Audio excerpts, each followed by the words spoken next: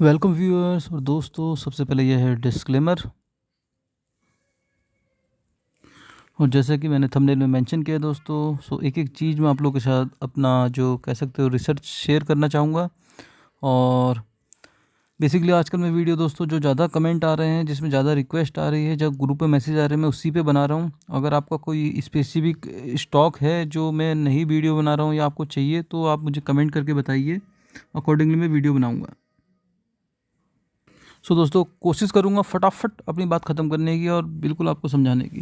दोस्तों, आज वोडाफ़ोन ने कह सकते हो आप 11 रुपये 90 पैसे का लो लगाया, 12 रुपये 90 पैसे का हाई लगाने के बाद 12 रुपये 10 पैसे पे क्लोजिंग करी है दोस्तों, और कह सकते हो लगभग 3.5% डाउन रहा आज ये।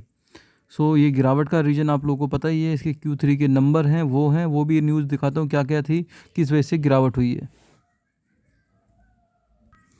क्योंकि दोस्तों छोटा शेयर होता है 10-12 रुपये का, तो कह सकते हो आप न्यूज़ बेस्ड होता है और ऑपरेटर्स के पूरे चंगुल में होता है, कि आपको ध्यान रखना है।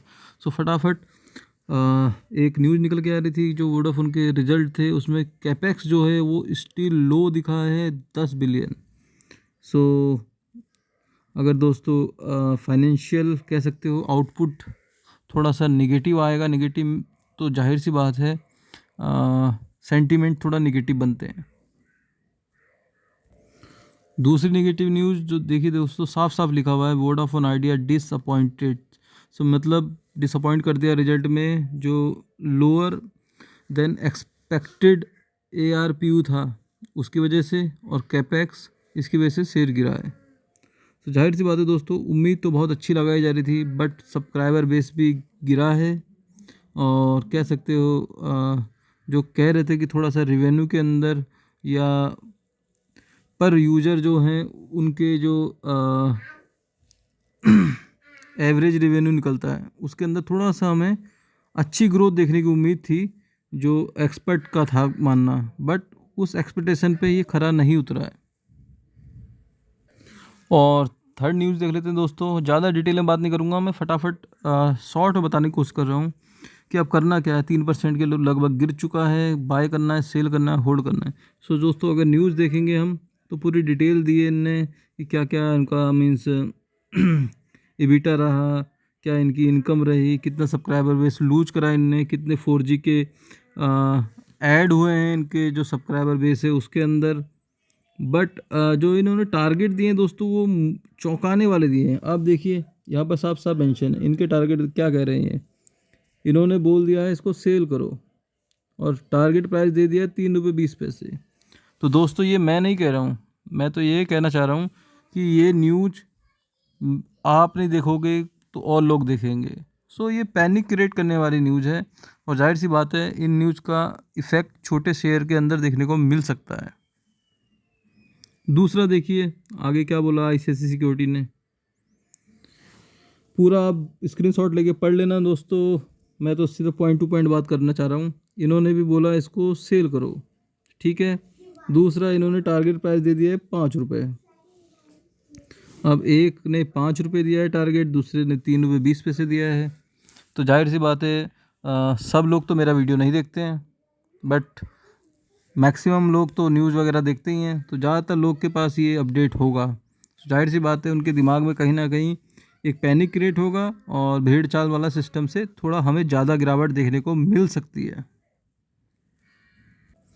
और अब दोस्तों थोड़ा नेगेटिव ज़्यादा हो गया, तो थोड़ा पॉजिटिव का तड़का लगाया जाए। पॉजिटिव क्या करने वाले हैं वो भी तो पता होना चाहिए हमें। नेगेटिव तो सबको पता है कि इनके AGR ड्यू है, फाइनेंशियल स्ट्रांग नहीं है, सब्सक्राइबर बेस कम हो रहा है, रेवेन्यू डाउन हो रहा है, और लगातार लॉस पोस्ट कर रहे हैं। पॉजिटिव क्या है वो भी पता होना चाहिए। तो ये भी देखिए, एक न्यूज़ निकल के आ रही है, वोडाफोन आइडिया 3G सर्विसेज को बंद करने का प्लान कर रहे हैं फाइनेंशियल ईयर 2022 तक। दोस्तों, ये बेसिकली ये जो कह रहे हैं, ये रिवेन्यू को बूस्ट करने के लिए कह रहे हैं। तो जाहिर सी बात है मतलब इनका ध्यान है रिवेन्यू को बढ़ाने में। पॉइंट टू पॉइंट नोट करना दोस्तों। सेकंड पॉजिटिव की बात करते हैं दोस्तों। सेकंड पॉजिटिव क्या न्यूज़ आई है वो भी देखते हैं। Vodafone idea is ready for 5G roll out. जो इनके CEO हैं रविंदर टक्कर जी ने ये बोला है, भैया जी हम रेडी हैं। ये पॉजिटिव है दोस्तों। 3G ये बंद करने का प्लान कर रहे हैं, जिससे कि 4G कस्टमर से रेवेन्यू अच्छा खासा कलेक्शन हो जाएगा। 5G की तैयारी कर रहे हैं। आगे बढ़ते हैं। आगे क्या प्लान है। एक सबसे बड़ी न्यूज़ जो सब वेट कर रहे हैं और जिसकी वजह से इसके अंदर कह सकते हो इतना ज़्यादा वॉल्यूम और इतना ज़्यादा कह सकते हो कि जो भी रिटेल इन्वेस्टर है वो आए हुए हैं, उनका मेन रीज़न है जो 25,000 करोड़ की जो फंड रेजिंग का इनका प्लान है, उसके वजह से दोस्तों ये थोड़ा पर्टिकुलर VI जो है पॉजिटिव में दिख रहा है और इसीलिए 12-13 रुपये का भी लेवल टच कर चुका है, क्योंकि इनका जो मेगा प्लान कह सकते हो इतने बड़ी फंड रेजिंग का। बट ये अभी अंडर डिस्कशन है दोस्तों और एक्टिवली काम कर रहे हैं इसमें, जो न्यूज़ निकल के आ रही है। और इस फंड रेजिंग की जो न्यूज़ है इसी की वजह से दोस्तों इसके अंदर कह सकते हो इतना ज़्यादा वॉल्यूम भी है और सब एक्सपेक्टेशन यही कर रहे हैं कि जब ये आ जाएगा तो तब ये रॉकेट बन जाएगा। तो नो डाउट दोस्तों ये रॉकेट बन जाएगा अगर ये फंड रेज करने में कामयाब हो जाते हैं तो। और मैक्सिमम चांसेस जो बताए जा रहे हैं एज पर द न्यूज़ जो चल रहा है कि विद इन फरवरी तक इसकी कोई ऑफिशियल अपडेट आ जानी चाहिए।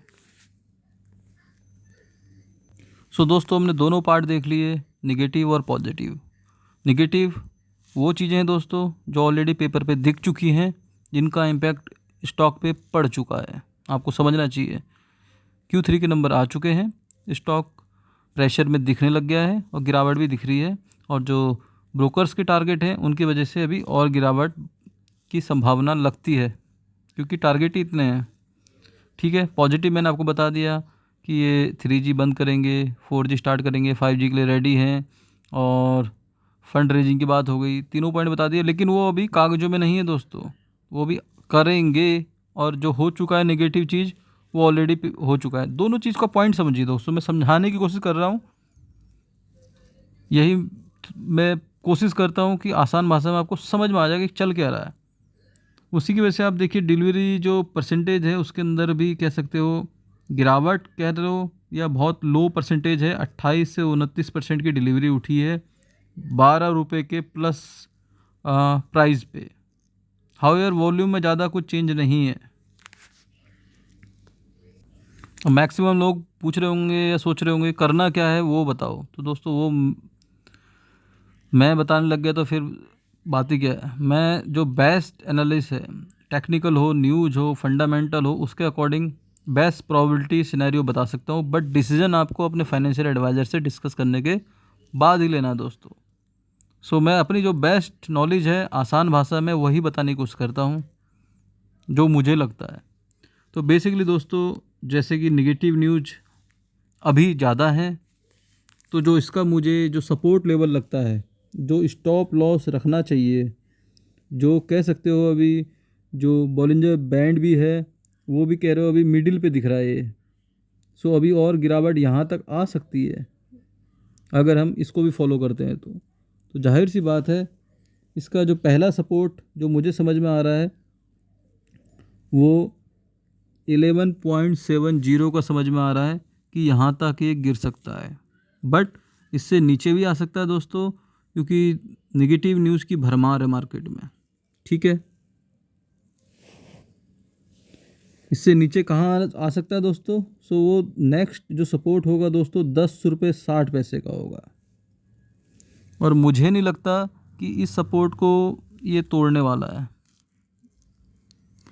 पॉइंट नोट करना दोस्तों, मेरी प्रोबेबिलिटी यह है कि इसको ये तोड़ेगा नहीं। एक बार को 11.70 के सपोर्ट को तोड़ के नीचे आ सकता है।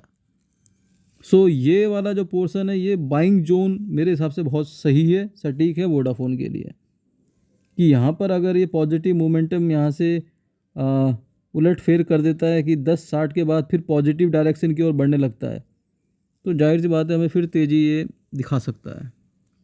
बट ये दो सपोर्ट लेवल हमें हमेशा ध्यान रखने होंगे जब तक ये फंड रेजिंग, 5G 3G बंद, ये सब कागज़ों में नहीं आता। और जो लॉन्ग टर्म निवेशक हैं जो सोच के बैठे हैं कि वोडाफोन ने ग्रो करना ही करना है, तो उनको कुछ करना ही नहीं दोस्तों, उनको सिर्फ़ और सिर्फ इंतज़ार करना है।